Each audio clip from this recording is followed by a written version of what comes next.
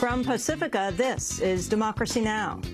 It basically is allowing law enforcement to go forward and racially profile poor people and people of color. We believe that this is a decision that does set back civil rights. Arizona versus the United States. In a mixed ruling, the Supreme Court overturns key parts of Arizona's anti-immigrant law, SB 1070, but the court upholds the law's controversial Show Me Your Papers provision. We'll go to Phoenix. Then, in another major decision, the court rules children cannot be sentenced to life in prison without parole. We'll speak with Brian Stevenson of the Equal Justice Initiative in Montgomery. He argued the case before the Supreme Court. Life without parole is supposed to be a judgment that says this person is beyond hope, beyond redemption, beyond rehabilitation, has been given opportunities to change and hasn't changed, and therefore should be properly condemned for their commitment to criminality, to violence, to destruction. You can never say that about a child of 13 and 14. And the Muslim Brotherhood's Mohamed Morsi has become Egypt's first ever democratically elected president. I approach all of you on this day we are witnessing, on which I have become, thanks to God and to your will, the president to all Egyptians. And I will treat all Egyptians the same and respect them equally. We'll be joined by Democracy Now's Sharif Abdel-Quddus, just back from Cairo. All that and more coming up.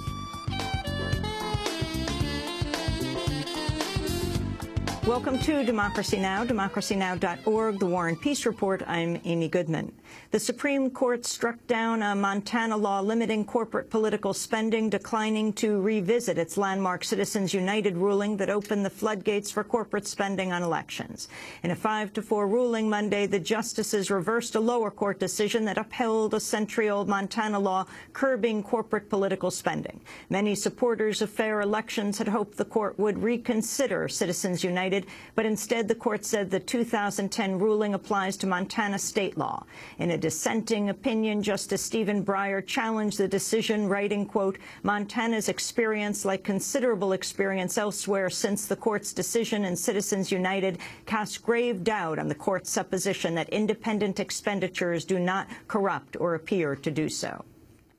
The Supreme Court, meanwhile, has upheld a key component of Arizona's controversial anti-immigrant law while striking down 3 other provisions. In a long-awaited decision Monday, the court rejected SB 1070's rules subjecting undocumented immigrants to criminal penalties for seeking work or failing to carry immigration papers at all times. In each case, the majority said those powers rest with the federal government, not with Arizona. But in a unanimous decision, the justices upheld the law's controversial Section 2B, which requires police to check the immigration status of people they stop before releasing them.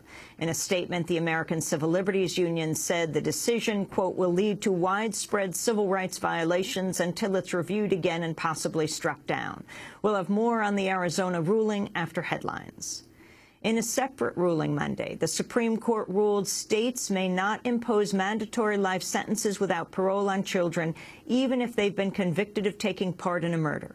In a 5-4 decision, the justices ruled such harsh sentencing for children violates the 8th Amendment's ban on cruel and unusual punishment. The ruling does not mean the 2,500 juvenile offenders currently serving such sentences must be released, only that they now get the chance. The 2 cases at issue involve 14-year-old boys who had taken part in murders in Arkansas and Alabama. We'll have more on this story later in the broadcast.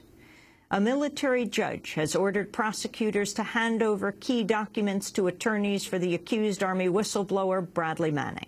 On Monday, Judge Denise Lind ruled the government must share damage assessment reports that evaluated the impact of the publication of government cables that Manning's accused of providing to WikiLeaks.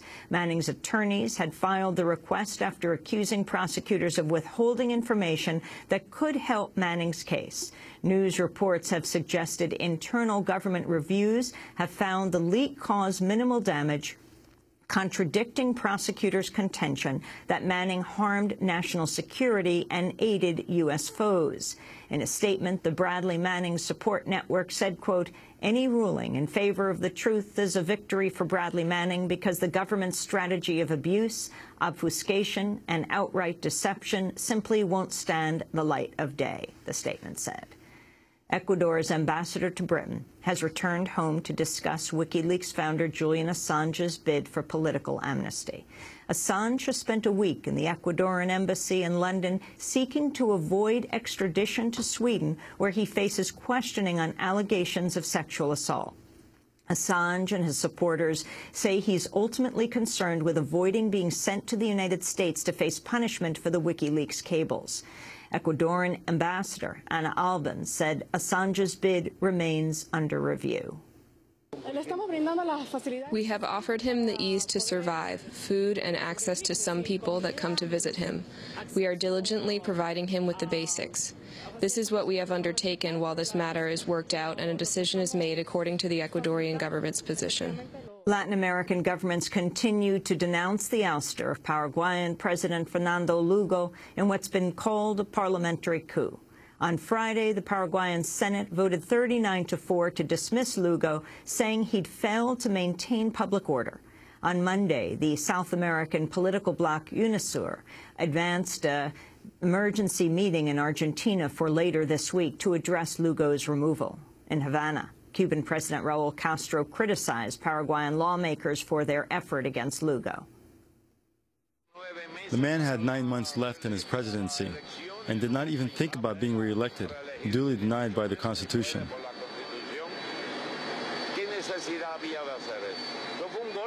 There was no reason to do what they've done. It was a coup d'etat. It is unusual on this continent to see a coup of this kind, using the parliament, while the opposition has the majority of the seats. On Monday, the Obama administration issued its first substantive comments on Lugo's removal, saying it does not believe his ouster constitutes a coup. Speaking to reporters in Washington, State Department spokesperson Victoria Nuland said the U.S. is concerned over the events in Paraguay, but has not yet determined whether Lugo was removed illegitimately. Nuland also says no decision has been reached on whether to recall the U.S. ambassador to Paraguay, James Thesson. In addition, Nuland confirmed Lugo had met with the Thesson on Thursday, the day of Lugo's impeachment. A 2009 diplomatic cable released by WikiLeaks shows U.S. officials believed Lugo's opponents were planning to remove him through the same channels as they did last week. The cable described Lugo's opponents' goal as, quote, capitalize on any Lugo missteps to break the political deadlock in Congress, impeach Lugo, and assure their own political supremacy. Mexico's in the final week of campaigning before next Sunday's presidential election.